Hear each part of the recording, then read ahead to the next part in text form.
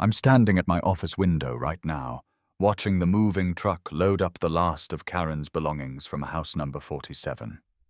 It's been 3 months since that night at the community center, and I'm still processing what happened.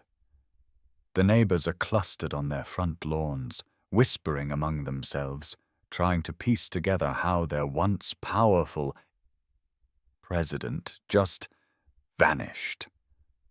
The for sale sign went up 2 weeks ago with a price 30% below market value, the kind of desperate fire sale that screams trouble.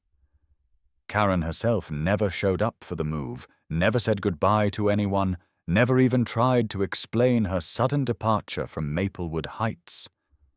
The HOA office has been locked up tight, with a hastily printed sign taped to the door that reads, "Temporarily suspended operations." Legal notices have been flooding mailboxes throughout the neighborhood, most of them related to financial audits and pending investigations. I spotted Karen's signature red HOA polo shirt crumpled in someone's trash bin yesterday, as if she wanted to erase every trace of her reign. The same neighbors who used to fawn over her community barbecues now cross the street to avoid talking about her. Next week's HOA meeting has been cancelled indefinitely, leaving 46 families in a strange state of bureaucratic limbo. As I sip my morning coffee, I can't help but smile slightly. 3 months ago, when Karen confidently sent me that $2,500 bill with the bold letters HOA violation fees, payment due in 10 days, she probably never imagined she'd be packing up her life and fleeing town. But what she didn't know was that some badges carry more weight than a homeowners association presidency. And some people have spent decades learning exactly how to deal with small-time tyrants who think they're above the law. Let me take you back to where this all began. About 3 months ago, when I first moved to Maplewood Heights. It seemed like the perfect neighborhood for someone looking to settle down. 47 well-maintained houses, tree-lined streets, and what appeared to be a functional homeowners association. I'd just taken early retirement from my federal job and was looking forward to a quiet life of gardening and maybe some weekend golf. The realtor had mentioned the HOA in passing, describing it as well-managed and community-focused, which sounded ideal to someone who'd spent 20 years dealing with bureaucratic chaos. My first encounter with Karen Mitchell happened on moving day. I was unloading boxes from the truck when she appeared on my driveway like she'd been waiting for the perfect moment. She was exactly what you'd picture when someone says, HOA president, mid-40s, wearing that bright red polo shirt with the association logo, white shorts that looked like they'd been ironed, and blonde hair that seemed to have its own weather system. She carried a thick folder under her arm and wore the kind of smile that doesn't quite reach the eyes. "Welcome to our community, Mr. Johnson," she said, extending a perfectly manicured hand. "I'm Karen Mitchell, president of the Maplewood Heights Homeowners Association. I hope you'll find our little community as wonderful as we do." The first violation notice appeared just 3 days later, slipped under my door like some kind of bureaucratic ambush. Violation: trash receptacle left on street after 6 p.m. Fine, $50. I scratched my head and checked the HOA covenant I'd received during closing. The rule clearly stated that trash bins should be retrieved before 6 p.m. on collection day. But Tuesday wasn't collection day. That was Wednesday. When I called Karen to clarify, her tone shifted from fake friendly to ice cold in seconds. "Rules are rules, Mr. Johnson," she said. "You're new here, so you don't understand how seriously we take community standards. We can't make exceptions for anyone, no matter how minor the violation might seem." The second notice came a week later, and this one really made me scratch my head. Violation: unauthorized landscaping in front yard area. Fine: $100. And the unauthorized landscaping turned out to be a small lavender plant in a terracotta pot that I'd placed beside my front steps. I spent an hour going through the covenant with a magnifying glass, looking for any mention of potted plants or lavender restrictions. Nothing. When I confronted Karen about it, she had an answer ready. Lavender attracts bees, Mr. Johnson, and several neighbors have expressed concerns about potential allergic reactions. The safety of our community always comes first. I asked which neighbors had complained, but she claimed confidentiality prevented her from sharing that information. The third violation notice was when I knew something was seriously wrong. Violation: exterior paint color not in compliance with approved palettes. Fine: $200. My front door was painted navy blue, color number 15 on the official HOA approved palette that had been provided during my home purchase. I took photos, cross-referenced the color codes, and sent Karen a detailed email with documentation. Her response was a masterpiece of bureaucratic doublespeak. The photographic evidence you've provided shows a tonal variation from the approved shade.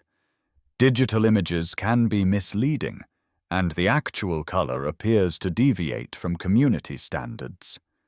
When I requested an in-person meeting to resolve the discrepancy, she informed me that the HOA only held formal meetings once every 3 months, and I was welcome to submit a written complaint for review. By the 6th week, I'd received 11 different violation notices totaling $1,150. Each one was more creative than the last. My mailbox was positioned at an improper angle. My newspaper delivery created unsightly ground debris, and my evening walks constituted excessive pedestrian traffic disrupting neighborhood tranquility. The final straw came in the form of a consolidated bill for $2,500, itemizing all previous fines plus late fees, interest charges, and administrative processing costs. The cover letter was typed on official HOA letterhead and signed with Karen's flowing signature. Payment is required within 10 business days, or legal action will be pursued to the fullest extent allowed by law. That night, I sat in my study reading through every single violation notice, looking for patterns and inconsistencies. Each notice followed the same template, citing vague community standards and subjective interpretations of clearly written rules. Karen wasn't just being difficult. She was running a sophisticated operation designed to extract money from residents through fabricated violations and intimidation tactics. But she'd made one critical mistake in her zealous pursuit of my wallet. She'd sent an official bill to someone who wasn't actually a member of the HOA yet, since my closing paperwork was still being processed. And that kind of fraudulent billing was exactly the sort of thing that could get someone in very serious trouble with authorities who had a lot more power than a neighborhood association. What Karen didn't know about me could fill a book, but the most important thing was this. I'm Marcus Johnson, recently retired senior financial crimes investigator for the Federal Bureau of Investigation. For 20 years, I'd specialized in cases involving fraud, embezzlement, and abuse of fiduciary responsibility in non-profit organizations.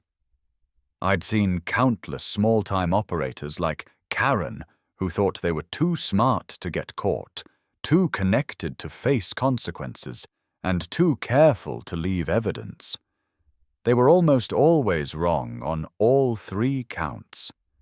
During my federal career, I'd investigated everyone from charity directors who skimmed donations to homeowners association presidents who treated community funds like personal bank accounts. The pattern was always the same. Start with small abuses of power, gradually escalate when no one pushes back, and eventually become so brazen that they stop bothering to cover their tracks. Karen was following the playbook perfectly, right down to the manufactured violations and inflated contractor payments. The only difference was that this time, instead of being the investigator called in after the damage was done, I was the target she'd chosen to victimize. My training kicked in automatically as I began what I mentally called preliminary reconnaissance. First step was reviewing public records for the Maplewood Heights HOA, which revealed some interesting financial patterns. The association was registered as a non-profit organization with an annual budget of approximately $180,000, primarily funded through membership dues and violation fines. Karen had been president for 4 years, having taken over from the previous president, who'd resigned under what the minutes diplomatically called philosophical differences regarding management style. Most telling was the dramatic increase in fine revenue over the past 2 years, up 340% compared to the previous administration. A deeper dive into the HOA's financial filings showed several red flags that would have triggered an immediate audit in any organization I'd previously investigated. The biggest was a landscaping contract with Green Valley Landscaping Services, which had been awarded without competitive bidding and was billing the association nearly 4 times the market rate for basic lawn maintenance. A quick business license search revealed that Green Valley was owned by one Michael Mitchell, Karen's husband. The conflict of interest wasn't disclosed in any HOA documentation, and the inflated billing meant that thousands of dollars in community funds were being funneled directly into the Mitchell family bank account. I spent the next week conducting what I called informal interviews with neighbors, carefully framing my questions as casual conversation rather than interrogation. The stories I heard painted a clear picture of systematic harassment and financial abuse. The Peterson family had been fined $800 for excessive lawn height, despite maintaining their grass according to city standards. The Martinez family received a $300 fine for unauthorized holiday decorations after hanging Christmas lights that were identical to ones displayed by Karen's closest allies. The Thompson family had actually moved out of the neighborhood last year after receiving over $3,000 in cumulative fines for various minor infractions that seemed to multiply whenever they questioned Karen's authority. The most damaging information came from Robert Davis, the former HOA president who'd moved to Arizona after resigning his position. I tracked him down through public records and convinced him to share his experiences during a long phone conversation. Karen orchestrated a campaign against me, he explained. She convinced people I was mismanaging the budget, but really she was angry that I wouldn't approve her husband's landscaping contract. She held private meetings, spread rumors about financial irregularities, and eventually made my position so untenable that I had no choice but to step down. I tried to warn people about what she might do with unchecked power, but nobody wanted to listen. The final piece of evidence I needed came from Karen herself, delivered through her own overconfidence and need to justify her actions. I sent her an email proposing a settlement. I'd pay half the demanded amount, $1,250, in exchange for detailed documentation of each violation and the legal authority supporting the fines. Karen took the bait completely, responding with a 3-page email that laid out her interpretation of HOA powers and responsibilities. In her eagerness to prove her legal knowledge, she inadvertently admitted that she knew I wasn't technically a member yet, but claimed the association had authority over all residents, regardless of membership status. It was exactly the kind of documented confession that prosecutors dream about finding in their case files. Armed with evidence of Karen's systematic abuse, I began planning what I privately called Operation Accountability. The goal wasn't just to get my bogus fines dismissed, it was to expose Karen's entire operation and protect future residents from her predatory practices. My federal training had taught me that the most effective investigations combine legal pressure, financial scrutiny, and psychological warfare to force targets into making mistakes that expose their full range of criminal activity. Phase 1 involved filing formal complaints with multiple regulatory agencies. I submitted a detailed report to the State Department of Consumer Affairs, documenting Karen's practice of sending fraudulent bills to non-members, complete with copies of all correspondence and evidence of the pattern across multiple residents. I also filed complaints with the State Attorney General's office regarding the undisclosed conflict of interest in the landscaping contract, and with the county tax assessor questioning the HOA's non-profit status, given its apparent operation as a profit-generating enterprise for the Mitchell family. Each complaint was carefully crafted using the technical language and legal citations that would trigger serious investigations rather than form letter responses. Phase 2 focused on exploiting Karen's psychological weaknesses, particularly her need to be seen as an authority figure and her tendency to over-explain her actions when challenged. I began sending her increasingly detailed questions about HOA procedures, always framed as a new resident trying to understand community standards. Karen couldn't resist the opportunity to demonstrate her expertise, responding with lengthy emails that revealed more about her methods than she realized. When I asked about the appeals process for violations, she admitted that she personally reviewed all appeals and had never overturned a single fine in 4 years. When I inquired about financial transparency, she claimed that detailed budgets were only available to qualified community members, effectively admitting that she was hiding financial information from residents. The most crucial element of Phase 2 was building a coalition of affected residents who were willing to speak out against Karen's abuses. This required careful relationship building and absolute discretion, since Karen had cultivated a network of loyalists who reported back to her about any perceived threats to her authority. I started with the residents who'd been most egregiously targeted, the Petersons, the Martinez family, and others who'd received obviously bogus fines. One by one, I shared my research and evidence, demonstrating that their individual experiences were part of a larger pattern of systematic fraud.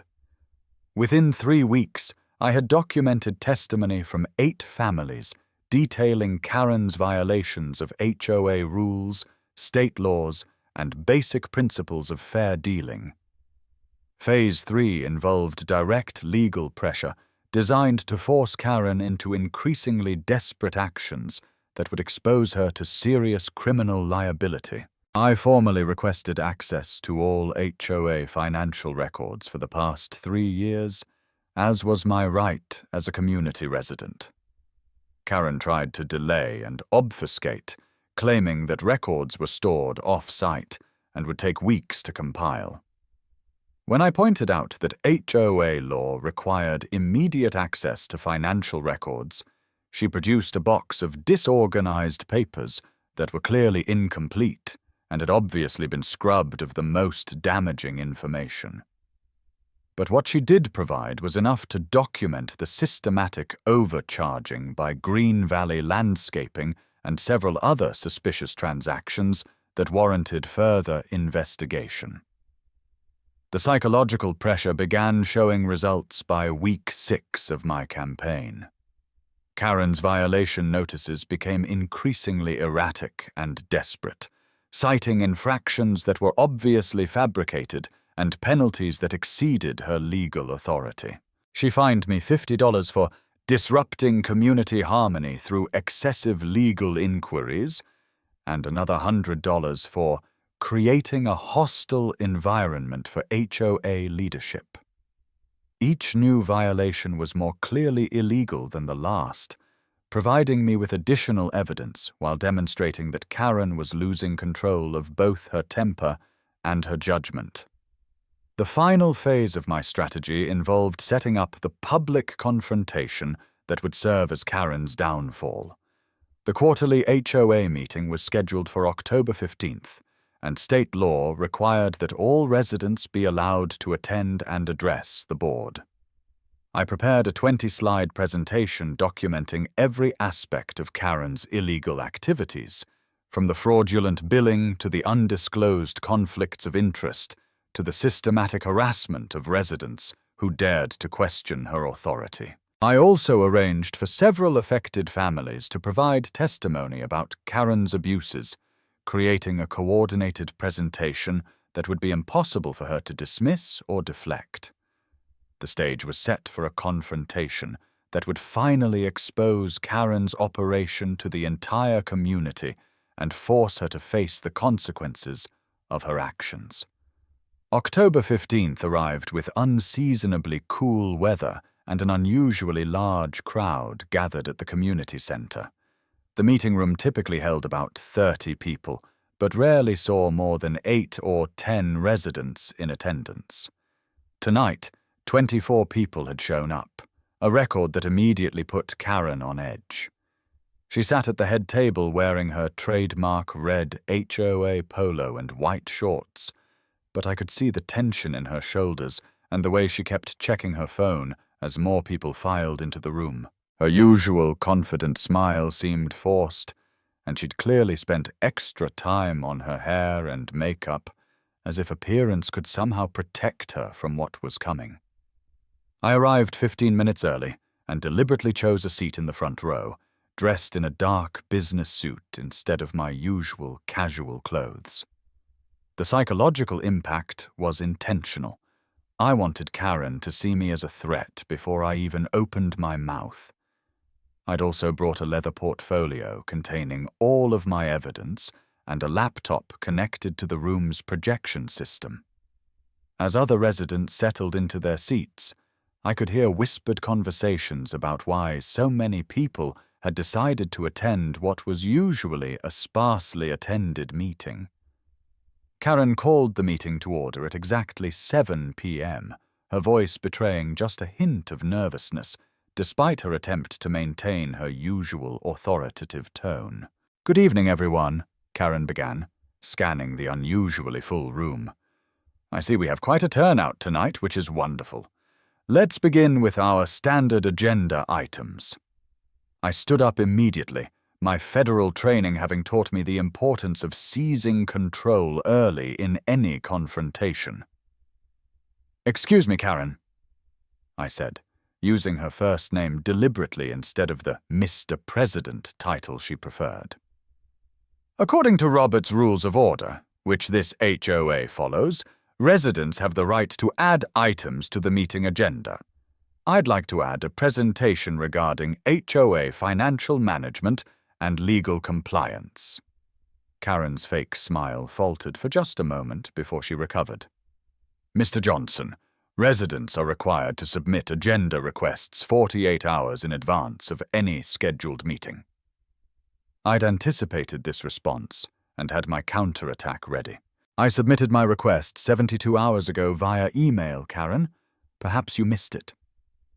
I pulled out my phone and forwarded the original email to everyone in the room using the neighborhood contact list that Karen herself had distributed. The receipt confirmations and timestamps were clearly visible, showing that Karen had not only received my request, but had opened the email multiple times. With the procedural objection handled, I moved to the projection system and began my presentation. The first slide was titled "Fraudulent Billing of Non-Members" and displayed side-by-side comparisons of the original HOA covenant and the modified version that Karen had been using to justify her expanded enforcement powers. The room fell silent as residents saw documented proof that Karen had unilaterally changed community rules without the required membership vote. According to California Civil Code Section 5200, I explained, keeping my voice calm and professional, HOA authority extends only to members who have formally agreed to the association's jurisdiction. I've been billed $2,500 despite never completing the membership process, which constitutes attempted fraud under state law. Karen tried to interrupt, but I continued to the next slide, which showed a detailed financial analysis of the HOA's income from violation fines over the past 4 years. The numbers told a damning story. Fine revenue had increased by 340% since Karen became president, while actual community maintenance had declined noticeably. These figures raise obvious questions about whether fines are being used for legitimate community purposes or as a revenue generation scheme, I said, letting the implications hang in the air. The room was completely quiet now, with residents staring at the screen and occasionally glancing at Karen, who was gripping the edge of her table so tightly that her knuckles had turned white. The third slide was where I really began to apply pressure, showing the contract details for Green Valley Landscaping and comparing their billing rates to market standards for similar services. Green Valley charges our community $4,200 per month for basic lawn maintenance, I explained. Comparable services from other contractors would cost approximately $1,500 monthly. The owner of Green Valley Landscaping is Michael Mitchell. I paused to let that information sink in, then asked the question that everyone was thinking. Karen, what is your relationship to Michael Mitchell? And why wasn't this conflict of interest disclosed to the community? The room erupted in whispered conversations as residents connected the dots. Karen stood up abruptly, her composure finally cracking under the pressure. "This is a personal attack," she declared, her voice rising to a near shout. "Marcus Johnson is trying to undermine the legitimate authority of this association because he doesn't want to follow the rules that everyone else has agreed to abide by." The accusation might have worked with a different audience, but I'd spent weeks preparing the residents for exactly this kind of deflection. Instead of backing down, I simply advanced to my next slide, which listed 7 specific violations of state law that Karen had committed during her presidency. That's when Margaret Patterson, a 73-year-old widow who'd been one of Karen's most vocal supporters, stood up with tears in her eyes. "I need to say something," she announced in a shaky voice. "Last year, Karen fined me $600 for violating noise ordinances during my granddaughter's birthday party. When I asked who had complained about the noise, she said confidentiality prevented her from revealing that information. But yesterday, after talking to Mr. Johnson, I called every neighbor within 2 blocks of my house. Nobody had complained about anything. Karen created a fake complaint to justify that fine. The impact of this testimony was devastating. If Karen would fabricate complaints against an elderly widow and community pillar, like Margaret Patterson, what wouldn't she do? Karen Turner's response was to double down on her authority, rather than address the accusations directly. "You people don't understand the complexity of managing a homeowners association," she shouted. "I've devoted 4 years of my life to this community, dealing with complaints and problems that you never see. I've sacrificed my time and energy to maintain property values and community standards, and this is the thanks I get?" Her voice was getting higher and more desperate with each word, and I could see that she was on the verge of a complete emotional breakdown. This was the moment I'd been waiting for, the point where her psychological defenses would collapse and her true nature would be exposed to everyone in the room. I stood up slowly, maintaining eye contact with Karen as I reached for my wallet. "Karen," I said quietly, You keep asking if I know who I am and whether I understand your authority. Let me answer that question. I opened my wallet and removed my federal credentials, holding them up so everyone in the room could see the badge and identification card. I'm Marcus Johnson, retired senior financial crimes investigator, Federal Bureau of Investigation. 20 years of experience prosecuting fraud, embezzlement, and abuse of fiduciary responsibility. The effect was immediate and devastating. Karen's face went completely white as she stared at my credentials, her mouth opening and closing without making any sound. She swayed on her feet as if she might faint, then grabbed the table for support. You're federal, she whispered, her voice barely audible.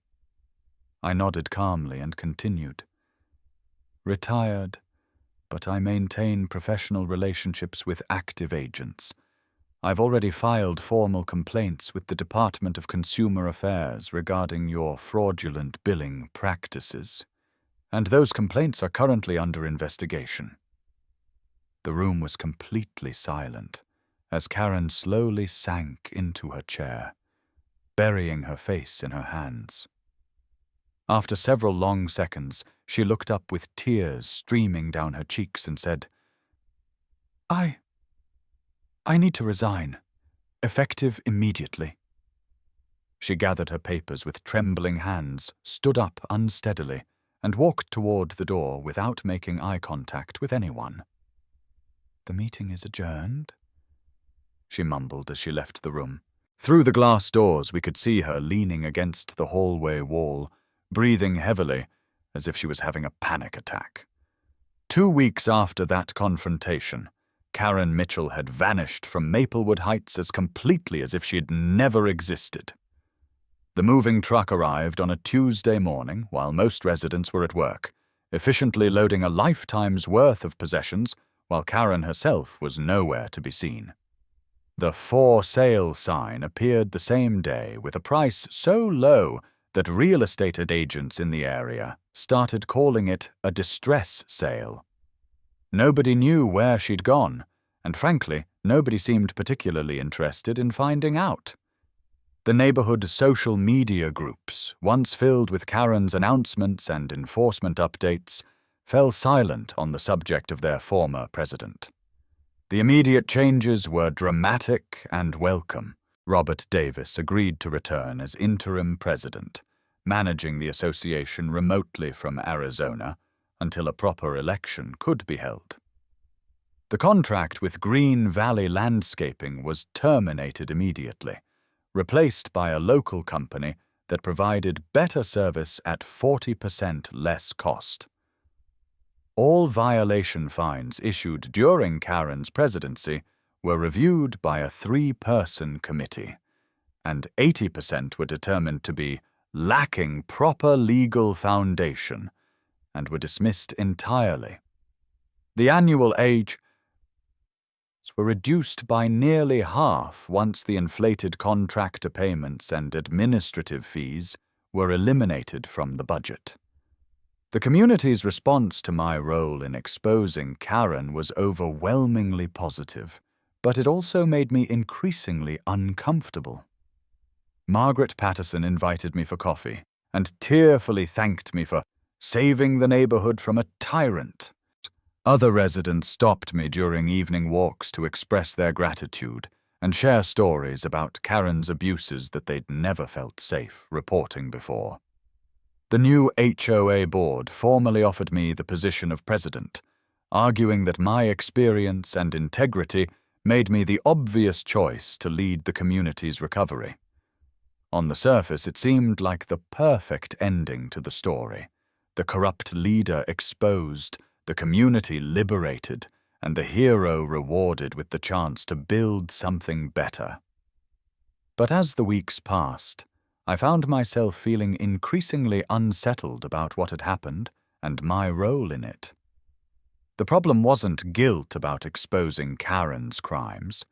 She had systematically upped her position and deserved the consequences, What bothered me was how much I'd enjoyed the investigation, the strategic planning, and especially the moment when I'd watched her psychological defenses crumble in front of the entire community. There had been a satisfaction in wielding that kind of power over someone else's life that felt uncomfortably similar to what must have motivated Karen's own behavior. I'd become very good at justifying my actions as necessary for justice, but the line between justice and revenge was starting to blur in ways that troubled me. The psychological dynamics became clearer during a phone conversation with David Rodriguez, a former colleague from my federal days. "I just took down a corrupt HOA president," I told him, expecting congratulations. Instead, David was quiet for a long moment before responding. "Marcus, do you remember why you took early retirement? You told me you were tired of being judge, jury, and executioner. You said you wanted a simple life where your neighbors didn't see you as a threat." His words hit harder than I'd expected, because they forced me to confront an uncomfortable truth. I hadn't really retired from being an investigator. I'd just found a new target closer to home. More troubling was what I began noticing about my own behavior in the weeks following Karen's departure. I found myself mentally cataloging potential violations among my remaining neighbors, noting when someone left their trash bins out too long, observing whether Christmas decorations were removed promptly, evaluating the height of various lawns against community standards. I wasn't issuing fines or sending nasty letters, but the mindset was disturbingly familiar. The difference between Karen and me wasn't that I was inherently more ethical. It was that I had better training and more sophisticated methods for exercising power over others.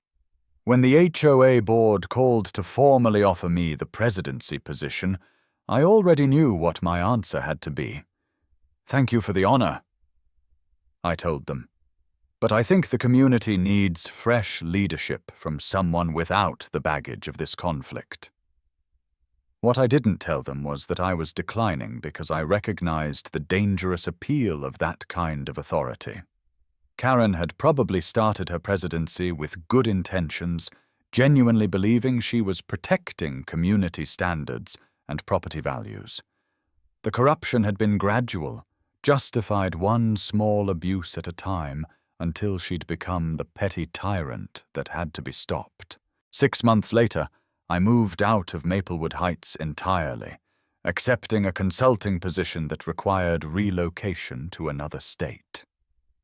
The neighborhood had stabilized under new leadership, with collaborative decision-making and transparent financial management replacing Karen's authoritarian approach.